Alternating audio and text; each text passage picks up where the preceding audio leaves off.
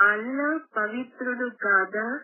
సర్వశక్తిమంతుడు అని చెప్పబడే అల్లాహ్ అని పిలవబడే వ్యక్తి వాస్తవానికి పరమ పవిత్రమైనది కాదని ఇక్కడ సాక్ష్యం ఉంది.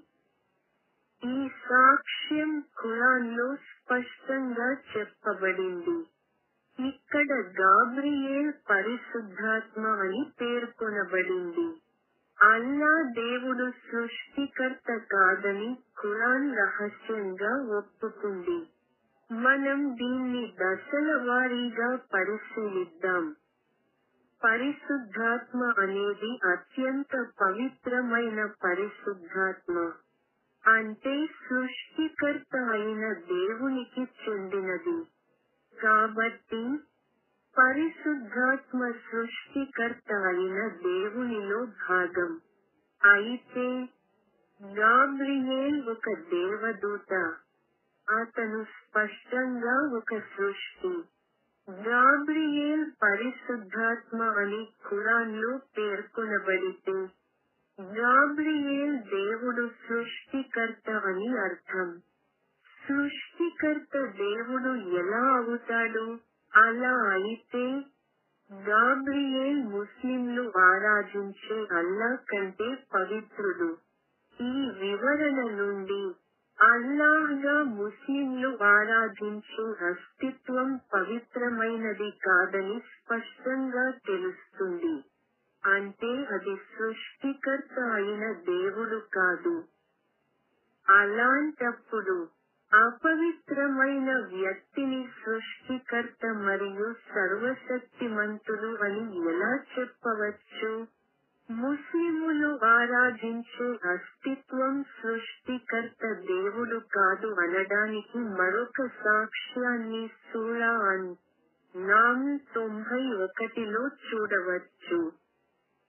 నిజానికి నేను ముహమ్మద్ ఈ నగరం మక్కా యొక్క ప్రభువును ఆరాధించమని ఆజ్ఞాపించబడ్డాను. అతను దానిని పవిత్రంగా చేశాడు మరియు అతనికి అన్నింటికీ చెందినది. మరియు నేను అల్లాహ్కు లొంగిపోయే వారిలో ఉండమని ఆజ్ఞాపించబడ్డాను.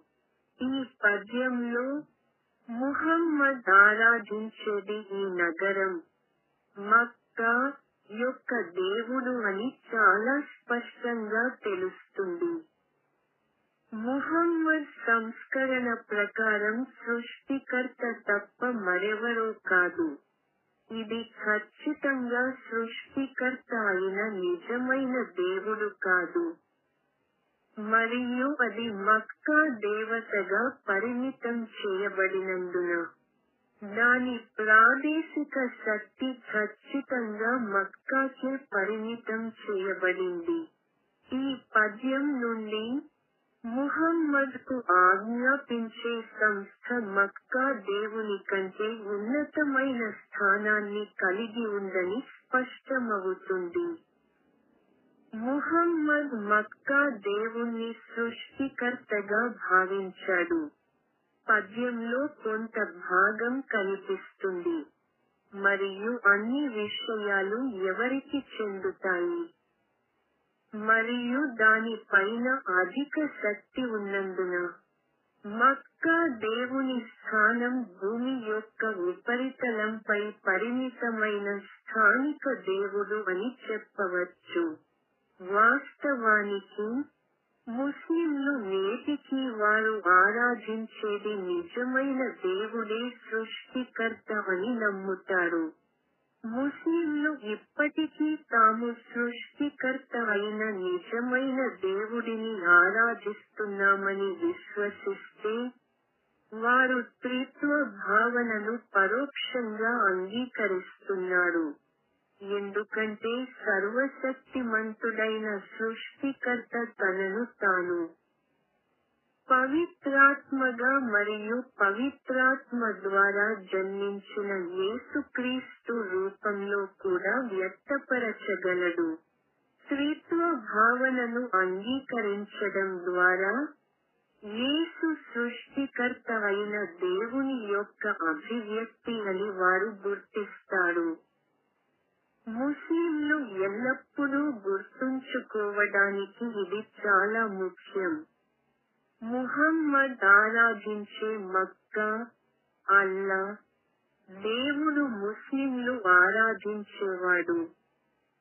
షహదా ద్వారా తమ మక్కా దేవుడికి విధేయత చూపుతూ, సృష్టికర్త అయిన నిజమైన దేవుడి ఉనికిని తిరస్కరించి, మక్కా దేవుడైన తమ అల్లాహ్ను మాత్రమే ఆరాధిస్తూ మక్కా దేవుడికి లోబడి ఉన్నారని ఇప్పటి వరకు ముస్లింలు గ్రహించలేదు. రంజాన్లో ఉపవాసం కూడా పూర్తిగా అల్లాపై ప్రేమతో చేస్తారు. కాబట్టి ముస్లింలు ఇప్పటికీ తమ అల్లాహ్ను ఎందుకు అధీనంలోకి తీసుకుంటారు?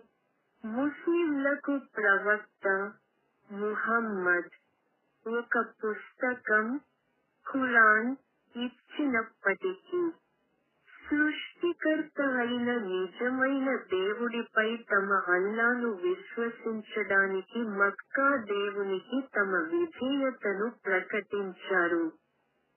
మరణానంతర జీవితంలో మక్కా దేవుడు తన పట్ల వారి విశ్వాసంలో వారి నిజాయితీకి జవాబుదారీగా ఉంటాడని వారు ఆలోచించలేదా? కొంతమంది ముస్లింలు తమ హృదయాలలో సృష్టికర్త అయిన నిజమైన దేవుడిని రహస్యంగా విశ్వసిస్తారు. కాబట్టి బహుశా మక్కా దేవుడు వారి విధేయతను ప్రశ్నించడానికి వారు నిద్రిస్తున్నప్పుడు రావచ్చు. మక్కాలో, ప్రత్యేకంగా కాబాలో నివసించే మహమ్మద్ సంస్కరణ ప్రకారం సృష్టికర్త అయిన మక్కా దేవుడిని మాత్రమే ఆరాధించమని బహిరంగంగా ప్రకటించిన వారు తమ ప్రవక్తలా ఉండకూడదా? విశ్వాసం అనేది ఒక మానవ హక్కు. దీనిని ఎవరూ వ్యతిరేకించలేరు.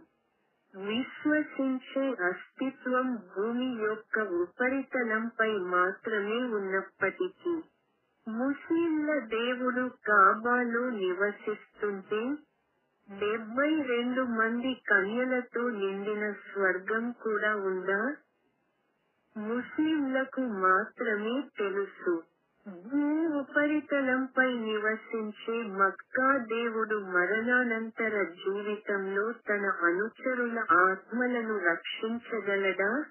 మనకు తెలిసినంత వరకు, మరణానంతర జీవితంలో మానవ ఆత్మలను రక్షించగల ఏకైక వ్యక్తి సృష్టికర్త అయిన నిజమైన దేవుడు.